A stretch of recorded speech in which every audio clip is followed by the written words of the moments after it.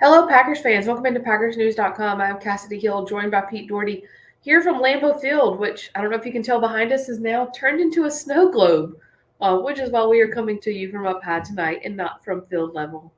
Pete can't take the snow. It's actually the cold. I'm like Brett Favre and Aaron Rodgers. As I've gotten old, I'm not as good in the cold. That's something Aaron Rodgers kind of even talked about this week. Yeah. It's very pretty right now behind us, though. It was a cold one here tonight. I think the highest the temperature ever reached was 14 degrees. But yeah, and like even when I was outside today, and I think it said it was 17 or 18 or 19 somewhere in there. It felt colder than that. It was not a warm 17 or 18. It was a cold 17 or 18. Is there any such thing as a warm 17? There is. Once you get 0 or below, when it gets to 17, it feels kind of balmy. Yeah. That being said, cold weather is. Mountain Floor said this week the cold is our friend. It had not felt like that as of late. The 49ers beat the Packers here last year in a snow game. Had not played incredibly well in the cold lately. But tonight you saw what kind of this offense can do in the cold behind A.J. Dillon specifically. I think they keep saying that all the time to convince themselves because they have lost playoff games here in the cold. Several of them going all the way back to, I think it's Michael Vick in 2004 or 3 or 2, whatever year that was. And of course, those two terrible disappointments the last 2 years in the playoffs. So I think they're trying to talk to themselves and scare everybody else too. But the Wizard of Oz, the curtain's been pulled back on that a little bit, right? But they do that. You mentioned A.J. Dillon. They drafted this 248-pound running back, 47-pound, whatever it is, specifically with games like this in mind. Cold weather, December, January, Lambeau Field. His stats were nothing. They don't jump out at you. But his power running, that 8-yard touchdown run, pushing the pile, that's why that's one of the reasons they brought him in here. And he was a factor, even though the numbers might not look impressive. I thought he was a factor tonight. One number that I think is a little impressive with A.J. Dillon, and it may have ended differently, I'm sure it did, but after he scored the second touchdown, I looked it up. He had, through the first 11 weeks of the season, he was averaging 3.9 yards a carry and had 1 touchdown. Over the past 3 weeks, he's averaging something like 5.9 yards a carry and has had now 4 touchdowns. Yeah, and that last game, that was Chicago. No difference playing there than here in December or late November, whatever that was. Yeah. So, yeah, same conditions. So this is, that it's not the only reason they drafted him, but it was definitely a reason that made him attractive enough for them to take him with a second-round pick back in 2020. A.J. Dillon did leave tonight's game with a concussion. When he was approached in the locker room for post-game media, because he still had, a 2-touchdown night, he had to decline the post-game interviews and said, I'm sorry, I'm in concussion protocol. I can't have the lights in my eyes. Yeah, right. And so he might be there, throughout this week. They do go to Miami on Saturday, or they go to Miami to play on Sunday, Christmas Day. So we'll see where A.J. Dillon sort of stands as the week goes on. In his place, they turned to I don't want to say they turned to Aaron Jones. Aaron Jones was, of course, still very much part of this game plan. But also turned to Patrick Taylor, who they had elevated to the active roster today. And from my understanding, I don't think it was a game day elevation. This is a active roster elevation. Yeah, he was out of them. So right. And they made the room by releasing Sammy Watkins. Yeah. Sammy Watkins, such a great locker room guy. He's been so fun to talk to, but he hasn't done much on the field this year. And when you see you have Dobbs back, Christian Watson doing what he's done, Alan Lazard sort of kind of, showing why he was considered wide receiver 1. Randall Cobb healthy. Samori Toure didn't play tonight, but he was active. Was there just, not really room anymore for Sammy Watkins? Well, yeah, his snaps had dropped to what, 4 2 games ago and 7 the last game or vice versa. So he wasn't playing at all anyway. And this is before Dobbs was even coming back. So he wasn't going to get on the field. Watson wasn't, or Watkins wasn't. And they needed the roster spot because they wanted to bring up Taylor at running back. They preferred him. And they were out of the free, you can move the guy up 3 times during the season from the practice squad. They'd already used all 3. so they have to put him on the 53. So Sammy Watkins was expendable, and so they expended him. They expanded him. Patrick Taylor coming up with A.J. Dillon going out with a concussion was a very fortuitous move. Yeah. I don't think he ended with like gaudy numbers or anything, but he was able to spell. They had him there at the end. Yeah. They gave him the ball. I don't know, what do you have, 3 or 4 carries there? Yeah, on the one drive. Yeah. Speaking of there at the end, let's talk about this moment. Packers were facing, I believe, a 3rd and 2 from the 4. And they got 3 yards on an Aaron Jones run before Jalen Ramsey stopped him. Jalen Ramsey, only really bright spot for the Rams tonight, maybe other than Akers too. But Aaron Jones stopped at the 1, and from there the Packers kneeled it out 3 straight times. Now you were in with Rodgers that said like he wanted to kind of score right there, but this is Matt LaFleur facing Sean McVay, one of his best friends. Was it kind of so Rodgers went first. His press conference was first, and he said, yeah, definitely would have wanted to get to 30. Yep, definitely wanted to get to 30. He said it like twice. But LaFleur, because it does, there is the last, where Rob Gronkowski was talking about this, he worked for ESPN.com.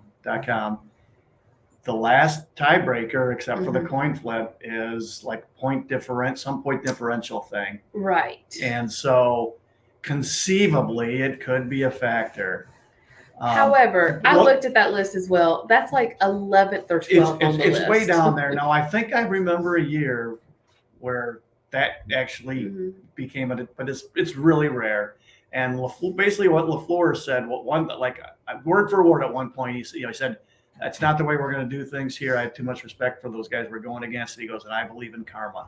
He said those words, I believe in karma. Okay. So he thinks, that you do that, you end up paying a price somehow or other. He may not be wrong.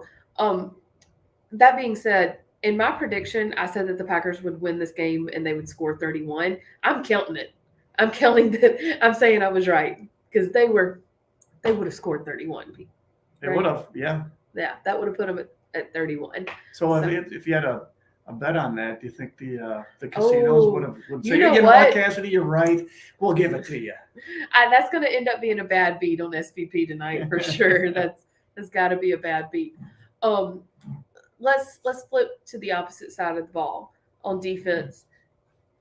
Not a fantastic night from the secondary, but not a bad night. What really helped the secondary and what helped the entire defense tonight was the push that front 7 got. And I asked Jair Alexander, specifically, what does it do for you on the back end when your front 7's getting that kind of push? And he's like, man, that makes it easy. Like, we can do whatever. Let's talk about the rush defense first, and then I want to go to something else in the secondary. It felt like Preston Smith was just in Baker Mayfield's back pocket all night. So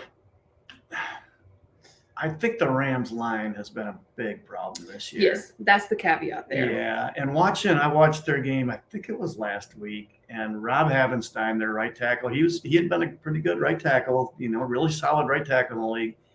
I just remember he got abused last week, and he got abused again tonight a couple times. I think their line, their center left the game early. They've had a lot of problems on the line. I still think Packers pass rush is a problem with no Rashawn Gary. It's just not nearly as good.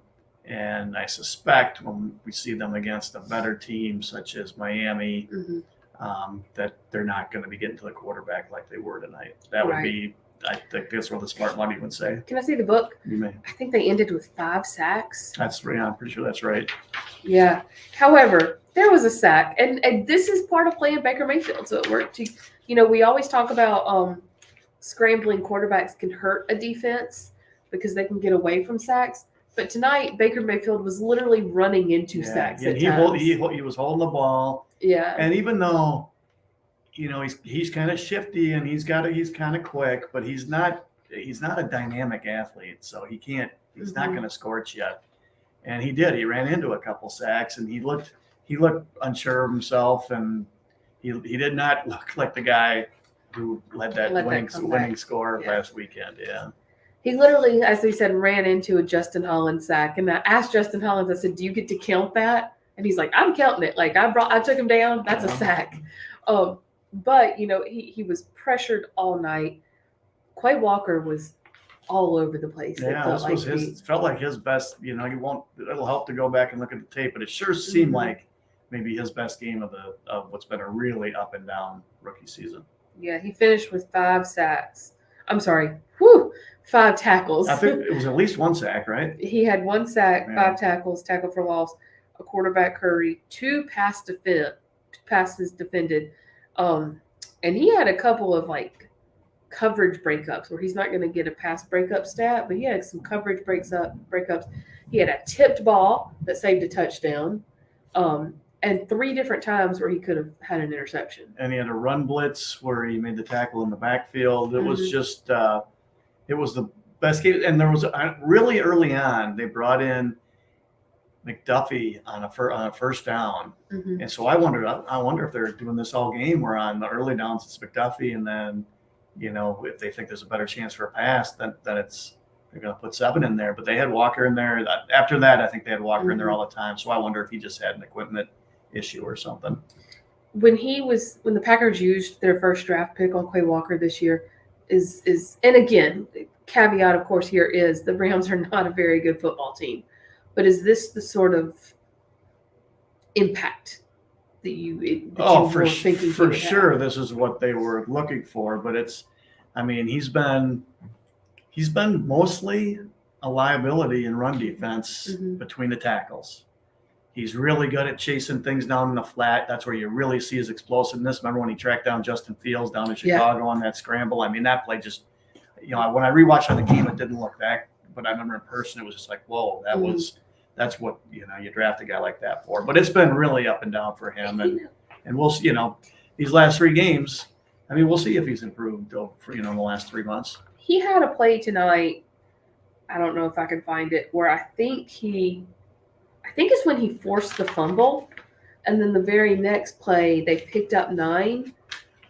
They gave it to Akers and he picked up 9, but Quay Walker chased him down from behind and saved it from becoming the first down. So that's kind of the speed he gives there. We do have a couple of questions. This is the play we have to talk about. What was the deal with that weird lateral after the interception? Pete and Craig, Rasul was asked about that. Yeah, what of course, he spent a long time talking about it. He said that's something he does in practice a lot. And if you remember earlier this season, there was an interception and they tried to lateral it. And so that's something that they do in practice. I don't know if it's good or not that it's maybe taught. They should stop doing it in practice. And he said he saw Rudy and Amos. And he said he always tells them, and that he does it whenever he does it in practice, if I make eye contact with you and I'm going down, it's coming to you. He didn't see Jair right there, which is who he should have been throwing it to. If he was going to do it, he shouldn't have done it at all. No. But if he was going to do it, he should have thrown it to Jair. And when he said, I saw Rudy and Smash, Amos, and he said, I was trying to get it to one of them, Jair Alexander had crept into the side of his interview, and Jair yelled at him, and he said, Rudy and Smash. And Rasul was like, yeah, that was my first mistake. Jaw was right there. Just a moment of brevity. When he said when he tossed it and then he saw the ball hit the ground, his first thought was, oh God, it's just like the Raiders and Patriots. Yeah, that was my first thought. Yeah. And he's shout out to Amos for saving it for him. Yeah, that's just, you do not mess. And especially, it was a blind pass. It was a no look. It was like he was playing, pickup basketball. Yeah. He was dumping the ball behind. It was just, and he's a very smart player. So it's just kind of incomprehensible why he did it. And really, if that's what doing that in practice makes it almost second nature to do that, then they got to stop doing it in practice. Yeah. That actually might be a good question for Joe Barry this week. Yeah. Do you want them doing that? And the head coach. Because it's the head coach's call there. And right after that, Packers get the ball back, and 2 plays later, Aaron Jones fumbles it. There's a slight question on if that play should have been blown dead, because it felt like forward progress was stopped. The problem is with this pile pushing now, it makes it harder for the refs to know when the play's dead, because these piles will stop momentarily, and then somebody will come from behind and push them forward.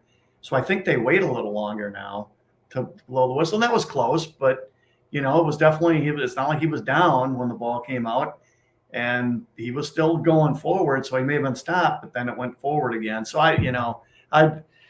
it's tough. That's tough for the officials. And now, football's kind of become rugby with the pushing from behind now. That being said, though, so Aaron Jones fumbles, they give the ball right back to the Rams, and the defense goes right back out and gets a stop. That could be demoralizing, and I feel like that's the kind of football that hurt the Packers earlier in the season, because they've had those exact moments where the defense got a turnover and then the offense turned it right back over. And it felt like when the defense took the field, after a minute, that they were just like, I can't believe, we just gave them the ball and they did nothing with it. Now we're right back out here. And they would let them score. And tonight they were able to go out. I don't think it was a 3-and-out, but they forced them to punt. I'm just really interested now that they're a better team now because of Watson. Now they have Dobbs back, so that's those are two talented, good players. So they're a better team now than they were a month ago. Right. I'm curious to see them against a pretty decent team, because let's face it, it's the NFL. Anybody can beat anybody. Winning is tough in this league, no matter who it's against. And I think both the Rams and the Bears have 4 wins, so it's not like they can't beat anybody. But they've still beaten 2 struggling teams. Very curious to see them against a Miami team that, even though they're having their own struggles right now, there's still a lot of talent on that team. That kind of goes with this question. Next game is Miami, might be the harder of the next 3. Get by them. The next 2 at home are very winnable, in my opinion. Your thoughts? That's basically, it's kind of the lead of the column that I'm writing, is the Miami, once this stretch started with 5 games left, and to have any chance, they need to win them all. The Miami game was always kind of the pivotal one, assuming they beat the 2 teams that for sure they'd be favored against. So this is the pivotal one. And, I just think they're going to end up missing. I can tell you right now, I'm picking Miami to win that game. I just think the Packers this is a game where they'll miss Rashawn Gary for a couple, there'll be a couple snaps out there where he'd get a pressure or a sack or a hit. And I think they're going to really miss that. And if Dillon can't play because of the concussion, that'll hurt. That takes that's a little chip that you take out of the offense. So, but this is the kind of the pivotal game. If they win this one, then all of a sudden it's like, well, they do have a real chance. Because you're going to come home against the Vikings and the Lions. The Lions, that last game, that's going to be tough. The Vikings have locked up the NFC North.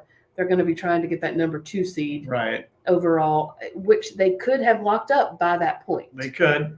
I don't think the Vikings are going to come in here and roll their helmet out, but the way the Packers kind of pulled their starters at half last year against Detroit, I could see the Vikings doing that if they have that number 2 seed locked up. Yeah, that'd be an interesting question if by chance they do, because.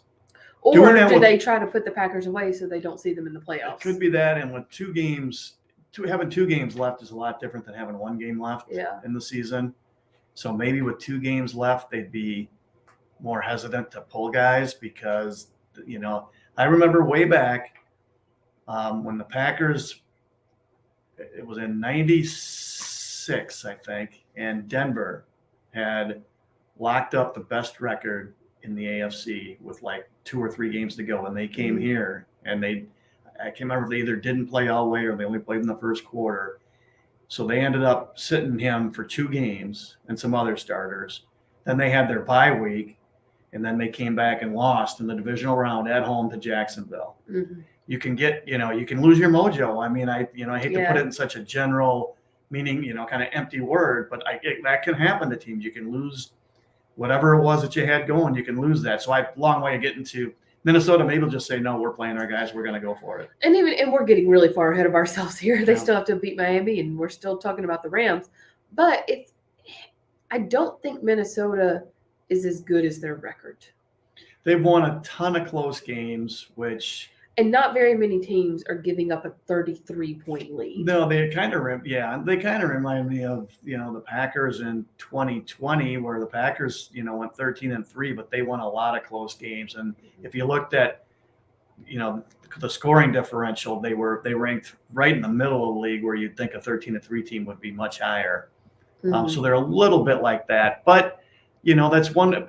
I mean, I got to say, that was pretty being down 33-0 and coming back and winning. That's pretty impressive. Is it impressive by the Vikings or impressively bad by the Colts? Well, I mean, you can look at it however you want to, but they still had to put up the points, and they even got, I mean, let's face it, they got jobbed on that fumble picked up. I mean, they got a touchdown taken off the scoreboard too. True. So they are, they're not a really, really good team, but they've got a lot of talent, and they're scary on offense.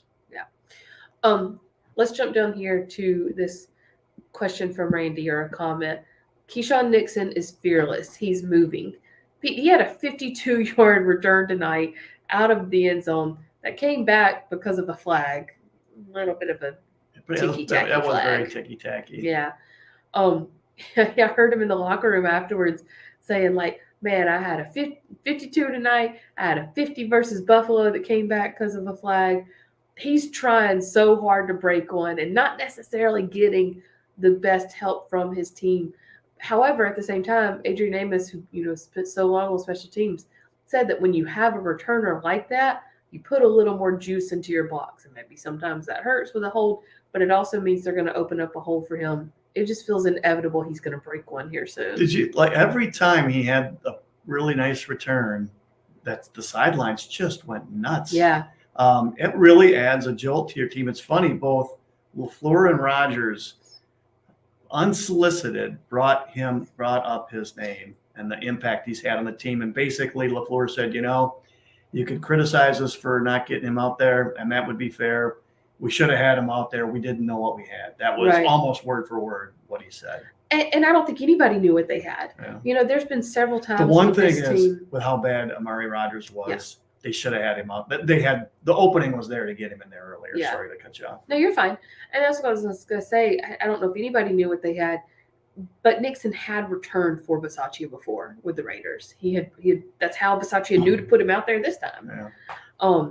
But that's the kind of juice and a spark that can change a locker room. See, and definitely. And so it tells you the one, special teams practice, it is impossible to tell if a return guy is any good. And anybody who says they can tell is feeding you a bunch of bull, because they can't tackle on those drills. They have an injury every play. Right. So you just can't tell until you get the guy out there and have him do it. And because the risk of a turnover is so big, they're not just going to stick anybody back there in a regular season game to do it, because they can't. The one thing you can't do, what's the first rule of do no wrong. Do no harm. Do no harm. I'm sorry. Harm. Medical do no oath. harm. It's the medical oath. So I see why teams would, you're not going to just toss a guy out there in a real game with a game on the line. But with all the struggles Amari Rodgers had, the opening was there, and they should have had him doing this. He should have been doing this at least in mid-October. Yeah. After that, he fumbled versus Washington. He fumbled versus. He had several in a row, and that being, what was I about to say? I completely lost my train of thought, Pete. It happens all the time. It does. Oh, I remember now. That being said, just while we're on this subject, the reason Randall Cobb was out there, I would assume, is because Rich Bisaccia has still talked about using Randall Cobb in certain situations when it comes to returning, just because he's sure-handed, and frankly, because he'll fair catch it when Keyshawn Nixon won. Yeah, isn't that, it's funny, because, that is, obviously, that's why they put him back there. But wasn't it last year in the playoffs that he fumbled?